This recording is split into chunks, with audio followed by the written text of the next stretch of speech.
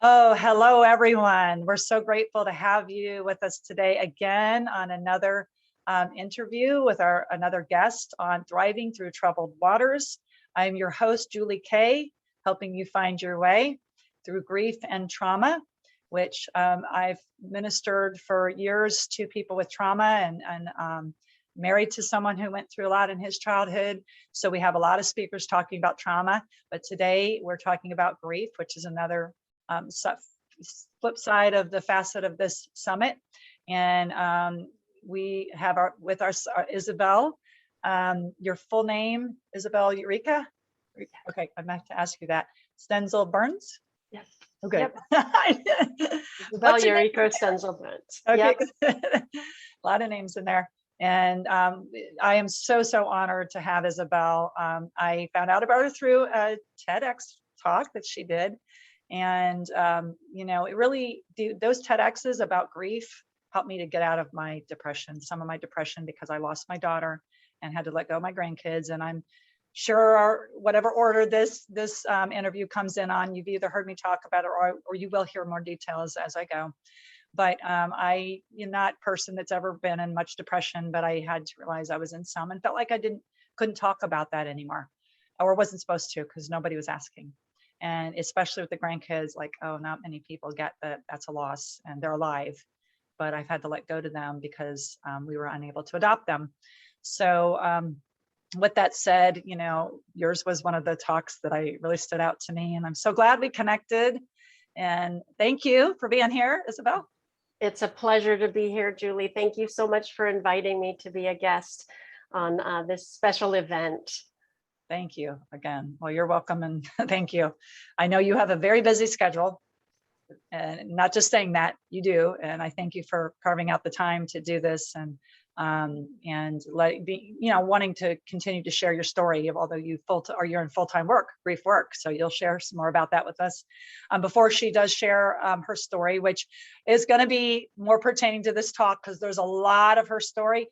And she's going to talk about the movie, which my husband and I watched the other night. We were so blessed to watch that. It was a great documentary movie, really well made. And so we'll talk more about that and make sure you guys know where you can find that. But let me tell you a little bit about her. She is a bereavement social worker at Mission Hospice, and where she counsels children and adults and supervises interns and facilitates expressive writing groups and other support groups, and for those who are grieving. And she also specializes in complicated grief treatment and suicide loss, which I didn't realize until recently. She has lived with cystic fibrosis for 49 years. She's dating herself there. And she's alive, and she's a miracle, y'all. And I just get so excited with that. So she's received a double lung transplant 17 years ago. She has been an active leader for various CF and organ transplant organizations for 3 decades. Wow, that's a long time. And she has lectured around the country on topics such as mental health, resiliency, grief and loss, psychosocial aspects of illness, and end-of-life issues, and organ donation, which I'm all for, including a TEDx Stanford talk in 2014, as I already mentioned. And her twin sister, Anna, that's no longer with us, they published a memoir called The Power of Two, a twin triumph over cystic fibrosis, and served as international patient advocates in Japan, which led to the creation of the documentary film that I did get to watch the other night, of the same title. And she'll talk more about that. But that is a very powerful thing. I encourage everybody to watch it and support that, because my daughter passed away of brain death. And I just wow, here we, knew brain death. And I don't think we knew all the laws. I don't know how that came into America, but that was like I don't want to say a dead done deal, but it was it was already set in place, so that when I chose to do the test, because her boyfriend never got married, it fell on me. So when I chose to do the test to see if her blood flow was still there or not, and then there was none come back, they said she'll automatically be declared brain dead. That was actually just a horrible event. It actually was peaceful, because otherwise it would have been my choice. And I'm kind of glad, but glad. I'm not glad, but I'm glad, because I don't know. The Lord allowed that to be peaceful for me, because it was done. And then to find out that that was the perfect setup for being an organ donor, I immediately, even though I was beginning to grieve and have to let go of my daughter, actually saying goodbye to her alive, but knowing her soul was already gone, it gave me such a joy, in the midst of such sorrow, to know that she could be an organ donor. Yeah. And she was able to donate to 4 people. So I won't go Wow. into all that whole story. Wow. But this connection with Isabel right here is so special to me in so many ways. And that's part of it. And then seeing the documentary about how you guys were impacting Japan's change. That was just really cool to find out about that. So go ahead and share your story. Okay, thank you, Julie. I didn't realize that your daughter was an organ donor, and I just want, on behalf of all recipients of organ transplants, thank you. Thank you for saying yes to donation and for allowing a tragedy to give life to 4 other people. What a blessing. What a bittersweet experience for you. So I'm Isabel. Thank you so much for your introduction, Julie. I identify myself as a bereavement counselor, but in this interview, I wanted to share a little bit about my background and what led me here. When I was younger, I wanted to be a park ranger. I did not want to be a grief counselor. But sometimes our path is laid out before us from forces much, much bigger than ourselves. And so, as Julie mentioned, I was born with cystic fibrosis with my twin sister. It is a genetic disease. My mother is from Japan and my dad is from Germany. So they came together not knowing that they each carried the gene to have children with cystic fibrosis. It was a very difficult childhood. CF destroys the lungs. So there was a lot of coughing and medical treatments and hospital stays. It was a very trying time. And it was when I was about 9 that I had decided that I want to have a relationship with God. I want to be a Christian. I want to understand what my place is for here. And try to make peace with the body that I was born with. So I struggled throughout my life accepting a broken body, even though with CF, my arms and legs worked, my brain worked. I was so much luckier than a lot of other people. This was a disease where I could do something about it. I could do all my treatments and exercise and eat right. And a lot of diseases don't have that kind of level of control. So I was grateful for all of that. But as a child, all I wanted was to be normal, to be like everyone else. And so I started writing a journal when I was about 11 or 12 about how I felt living with my illness and how I felt about going in and out of the hospital. And it was a very helpful hobby. My mother was the one that pushed it, and she would buy me these beautiful journals, and I would fill out a couple of pages and then put them aside. And so that habit of writing kind of was instilled early. This disease is progressive, so both Anna, my sister, and I pushed ourselves to, do our treatments and grow older. We were so lucky to graduate from high school and go to college and have this adventure as our lung capacity was declining. And when Anna was 28, she had about 18% lung capacity and was listed for a lung transplant. And through the grace of God and the generosity of her donor family, she received a double lung transplant in 2000. And it was an opportunity to go from dreaded sickness to health.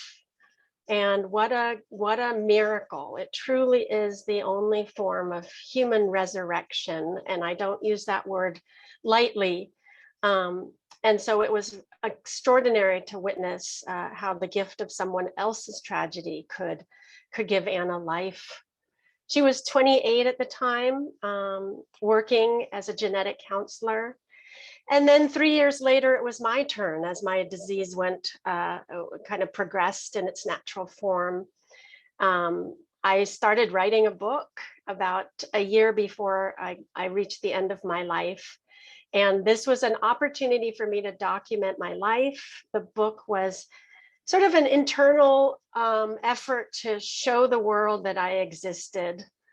And I know it's a hobby or habit of a lot of elders when they reach the end of life to document their life, to make it matter, and to show their story to their children and grandchildren. And so at age 32, I was writing my story. Little did I know that I would plummet into end-stage lung failure just as we were writing our book, and Anna ended up finishing it. And I was put on a ventilator at a time where my family gathered to pray for my survival or for a miracle. And at the same time, another young man was in a hospital with his family surrounding him, praying for a miracle. And for whatever reason, he was declared brain dead, and he was my height and my blood type, and his lungs matched my body. So in the 11th hour of my dying, my family heard 5 very powerful words: "We have lungs for Isabel." And it was extraordinary. I felt a presence with me throughout my dying experience. I felt comforted. Yeah. I felt ecstatic. I felt at peace, and that God was protecting me. Mm. And then everything went black. Wow. And 3 days later, I woke up with a young man's lungs inside of me. So I share that story just to convey, we're gathered here today to talk about grief and loss, but that death is such a mystery, and we won't know until it's our time to pass. But because I came so close to it, I hope my words can offer comfort. They offered me comfort when I woke up, saying, wow, that wasn't as scary as I thought it would be. That was ecstatic to cross over. Wow. And mind you, that was before I was given morphine and anything like that. It was not drug related. So then I woke up, and at that point, my sister and I said, wow, there's a reason that we're still together. Let's write about it. So we finished our book. We wanted to convey the love that my twin sister and I had. The double trouble that my mother called us when we were little was actually an extraordinary blessing from God to be able to have each other and now be kind of resurrected together and be healthy for the first time. Wow. And transplant is not a cure. There's a lot of health problems that we have because we're immunocompromised. And especially during a pandemic, we have to be especially careful. But we wrote our book to convey to the world the story of cystic fibrosis, because only 30,000 people have this disease in this country. It's very rare. And even fewer are twins. Yeah. And even fewer survive to receive double lung transplants. Exactly. Wow. Yeah. And when I was growing up, I went to a cystic fibrosis camp, and there were so many children as I grew up who died, who didn't make it. And I was really just curious about their parents. How does a parent or a sibling keep going when they've lost a child? And that curiosity led me to call up my friends' parents, talk to them, support them, learn about them, see how they were surviving 1 year, 2 year, 5 years after the death of their kids. Oh, wow. And that was the training, as well as my experience in the transplant community, where we met donor families. Those are the names we give to people like yourself, Julie, who have lost their dear loved ones suddenly and said yes to organ donation. Mm-hmm. And so I was just so intrigued and amazed by the resilience and strength of survivors. So I ended up becoming a social worker in a hospice and doing bereavement counseling.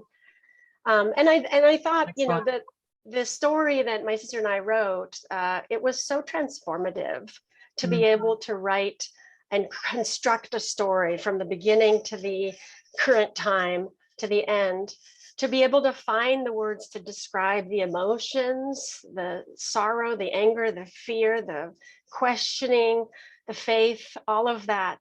And to document my parents' love and the love of so many people who supported us. So that transformation is something I wanted to invite others to have.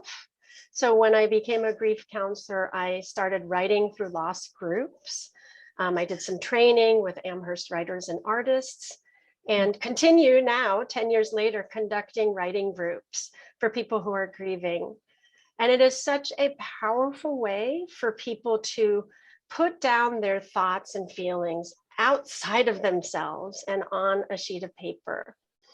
And to, I say this a lot, like that we don't have control over what happens in our lives. We don't have control over the narrative that is our life, but we do have control over how to tell our story, how we want to describe it, how we see it. Bad things happen, difficult losses happen, but we get to decide the attitude we have with those losses. And often writing can help people evolve and come to some perspective with that writing, with that loss. I love how my clients will bring their person back to life on the page. When I lost my best friend to cystic fibrosis when I was 19, I wrote about her and her spark and her smile and her giggle and her freckles and her red hair. And it felt like she was alive for a moment. And so I think documenting stories of the person we lost is so important, because it also shows other people what they were like and introduces that person in story form, not in physical form, to the people who get to learn about them. And the other thing that I love about my writing group is that we emphasize the evolution of the self. So a person who is grieving has lost so much, lost their sense of purpose, their role as a mother, as a spouse, as a daughter, but they find a new sense of self, a new form of who they are. Maybe they're now a volunteer at a grief counseling center. Maybe they are now an advocate for mothers against drunk drivers, or an advocate against drug addiction, or maybe they're an advocate for organ donation after what happened. So Yes. that discovery of the new self is something that they can facilitate through the writing process. And then I also want to say that writing has given people, and myself included, a chance to have a voice.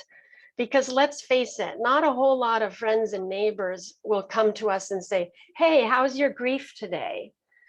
So grief is something in our society that people say in the beginning, oh, this is so hard, I'm so sorry. But then after about 2 months, the casseroles stop coming and people don't want to mention the name of the person who died. Writing gives our voice to say, look, grief is real, it's hard, it lasts longer than 2 months and 2 years. And we can write about what this grief experience is like. We also have the gift of the voice of our loved ones. We can be their voice. We have known them so deeply in our lives that we can guess what they would say, and we can bring them back to life in sort of a spiritual, emotional way. Sometimes I ask my clients to write a letter from the person they lost to themselves as a therapeutic sort of activity or exercise. How would they be supporting you today? What would they say about the life you've lived in the last year or two since they've died? So we bring their voice forward in our writing, and that can be very empowering. So Wow. I'm just going to that's a new concept. Yeah, no, I like that. I've never thought of it, because I was thinking you were going to say, for us to write a letter to them, which of course is important, right? Important. I have not actually done that with my daughter yet. Yes. But I do. Yes. I know that would be good for me to do that. But you're saying it the other way, to act like what they would say to me, like what my daughter Heidi would say to me. Exactly. Wow. Yes, because you knew her so well, and you could imagine, it's an imaginary exercise what she might say to you. And going back, Julie, to what you said, it is very common in grief counseling to ask people who are grieving to write a letter to the person who died. Okay. And even I have a dear friend who wrote to her daughter every day in her diary, in her journal. And that is such a beautiful way to continue the relationship. I'm sure you've heard this phrase that has become popular, that death ends a life, not a relationship. And your relationship continues after the person stops breathing and their heart stops.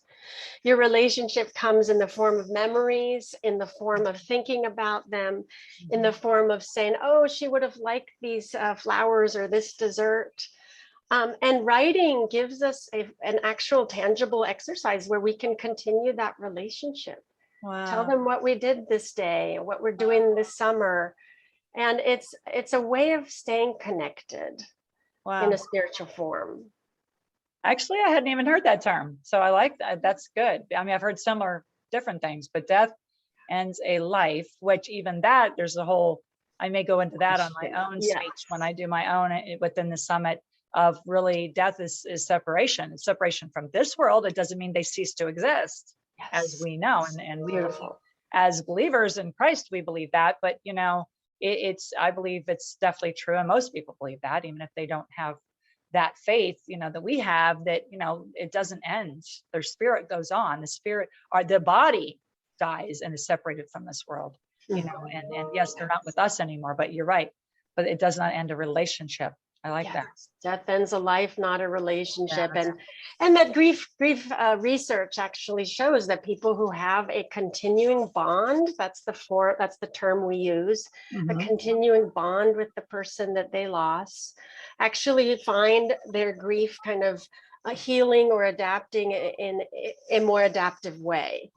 So, and we don't even need to study that. We can just look at cultures across the world, altars and grave sites and holidays that people have, Dia de los Muertos in Mexican culture, ways that as societies we create these ways to connect to our loved ones in non-physical form, but in spiritual ways. Right.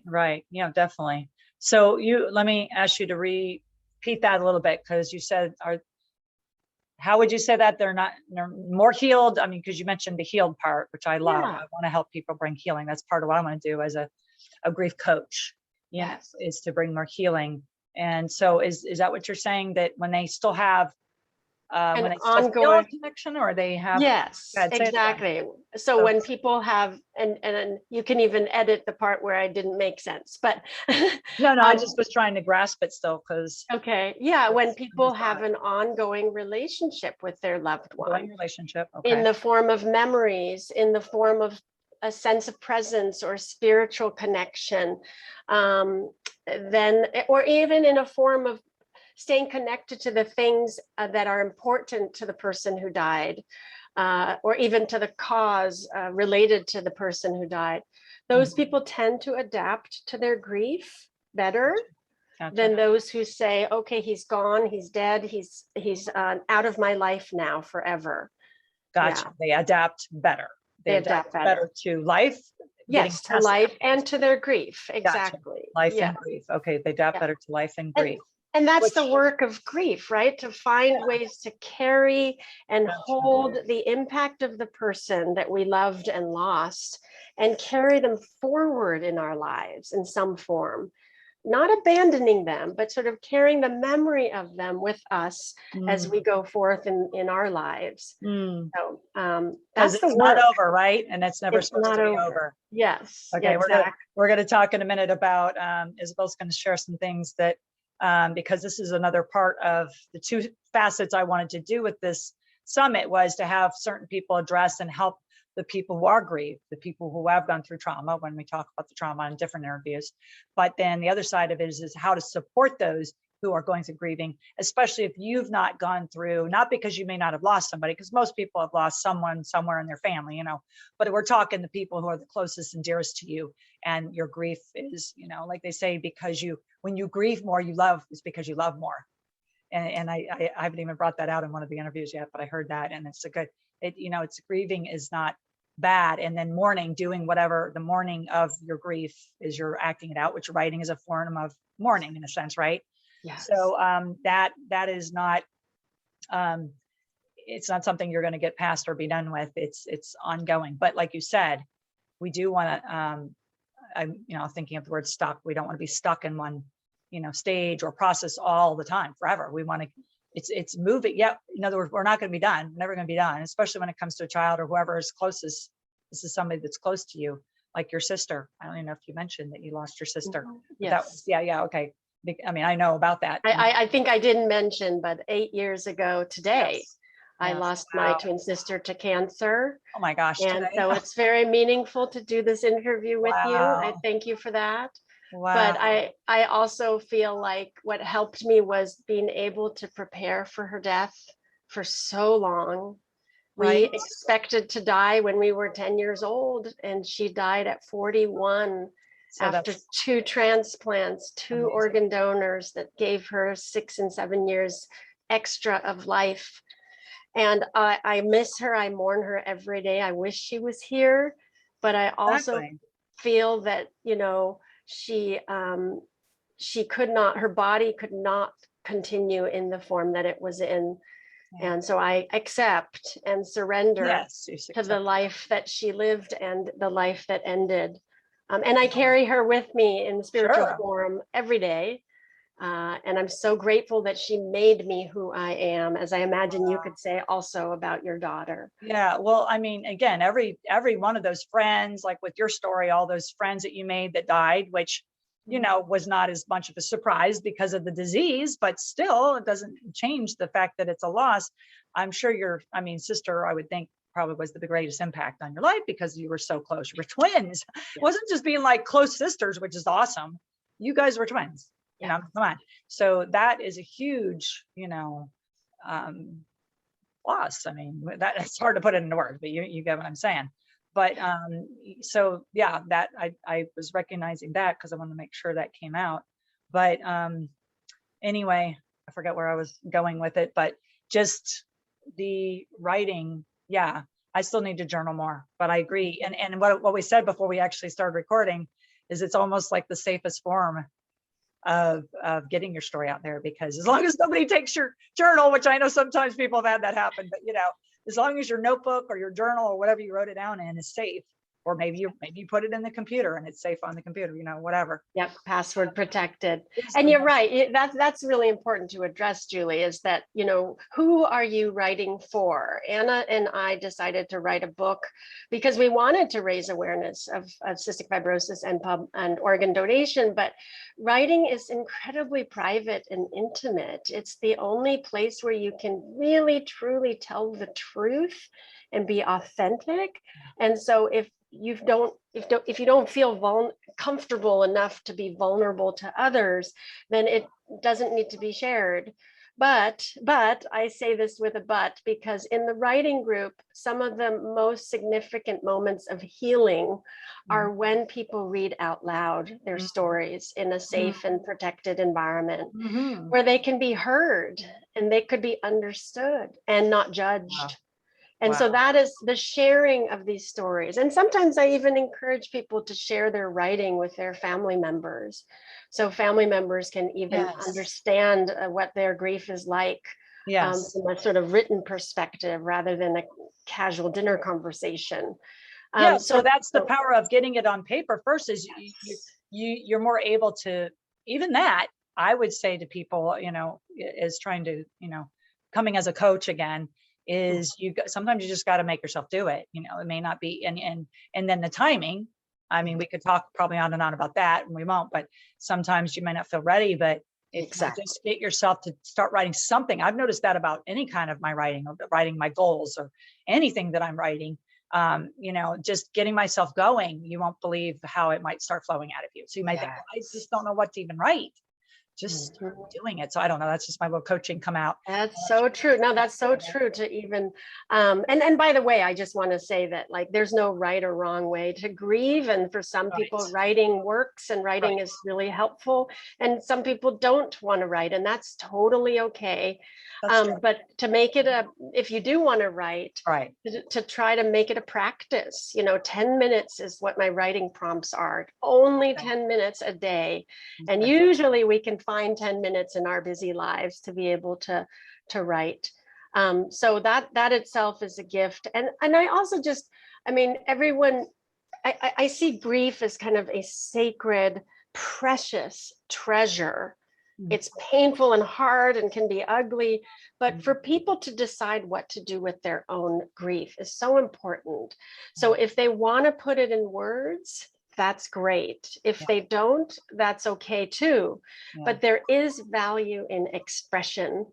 There Yeah. is value in getting it out and describing it and finding the words to understand it. That's going to help process the loss. Yes. Yes. Yes. And then there's the next level of who do you share it with?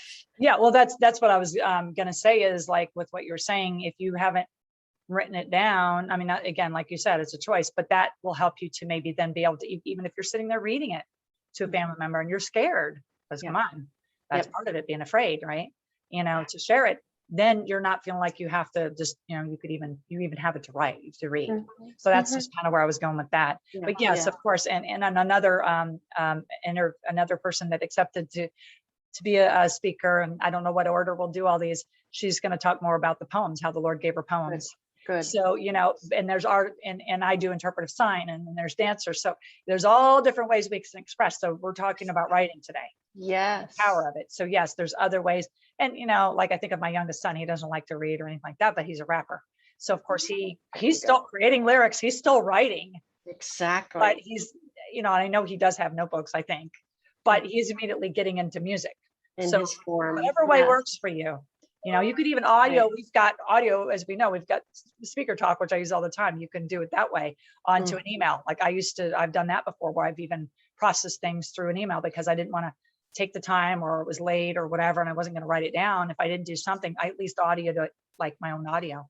Yep. Right. Still Notes that process it. way. So there's different ways to Exactly. do it, but yes, I definitely encourage this. Yeah, the highlight of writing, the sort of transformative part of writing for me is being able to say it, to express it as it is, the grief, the anger, the guilt, whatever it is. And I think just to make a segue here, like I think when we have people around us, sometimes they don't want to hear about what the grief truly is like. And sometimes people around us will say things to us with good intention, but they will say things to dismiss the grief. Well, at least he's not suffering anymore, meaning you don't have to feel that bad. Please don't talk about it anymore. Or things like, well, let's think of the bright side, or let's do something happy, or he's with God. And that's a beautiful statement, but it's also doesn't always acknowledge the separation is painful. Yes. He's not here. He or she is not here right now with you. And so I just wanted to add, like, the opposite of writing and the power of expression is when we have people in our lives that try to shut us down, who dismiss our grief. I think that the grief changes our social structure, our social lives. We might have to pull away from the people that are not as supportive and lean towards the people that are. Definitely. I totally agree with that. That's the people that, right. The people that listen, the people that care. Yes. The people that ask, right? Just to ask, like, how are you doing now? Is it okay if I bring up Heidi's name? Mm-hmm. Is it okay if I ask you about where you are this anniversary? Mm-hmm. Those friends and family members are the best, who just ask. Mm-hmm. So I just wanted to mention, like, how anybody who might be listening here can be a supporter to a griever who wants to express their grief, but may not know how to, and may not know to whom to express the grief. That all of you who are watching can invite someone who has lost a close loved one to open up. Yes. And that's so powerful.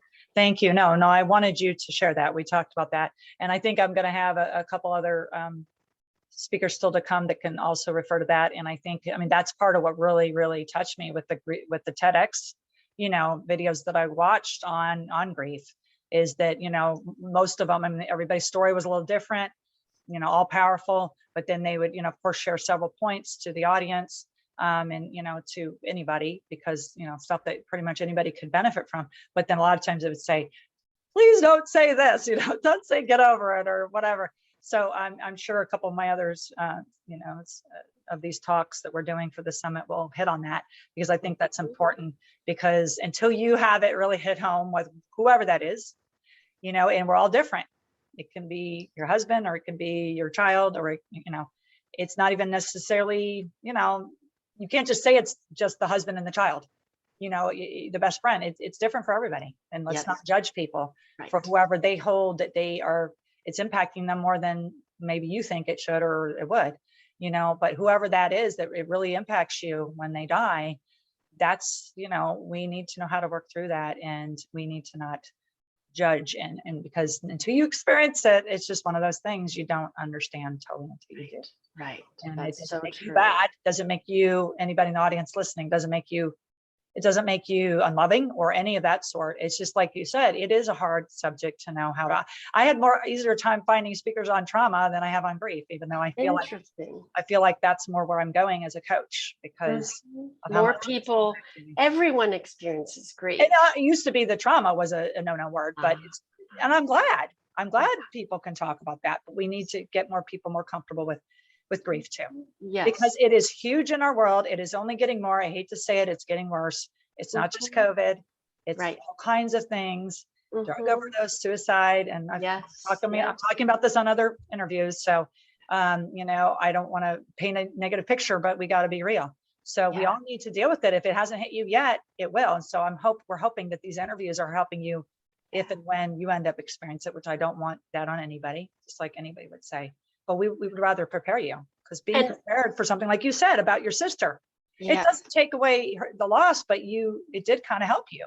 Yes. Right? And just to kind of give some overarching final words here as we're ending with the time, is one of the things that I try to kind of absorb in my own life philosophy is that grief is part of life.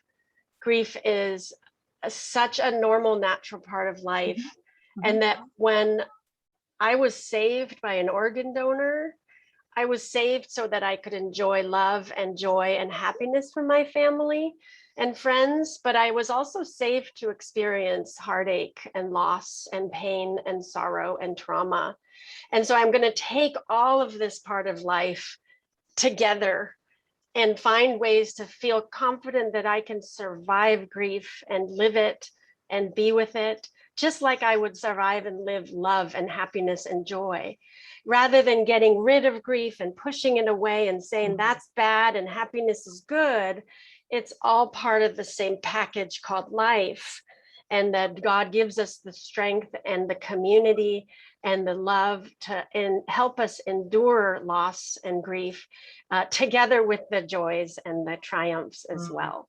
And I love that. And that's something that I've begun to grasp and in my own process, as well as, meeting all these new awesome people like you. And, I never was one really to get on YouTube and watch a bunch of things. I'm more of a doer than a watcher, although I like watching a movie before I go to sleep. Yes.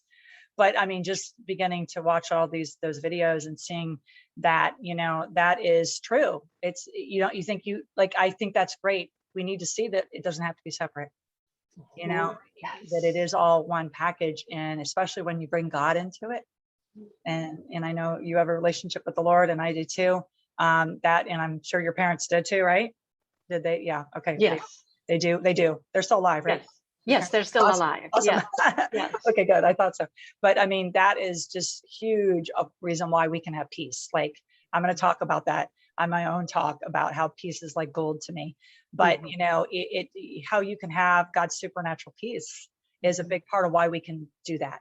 Why we can marry the grief and the joys of life, I guess. Yes, exactly. Well said. That's good. So we'll have to stop from there. There's so much more we could talk about, and it's so awesome. Thank you. Thank you so much for having me, and thank you to the Yeah. audience for listening. Oh, And yeah. I wish you all strength in your own journeys, wherever they take you. And I just, make a plug for the power of writing. If you need to write your story, if that pulls you or sort of compels you, it's an extraordinary adventure.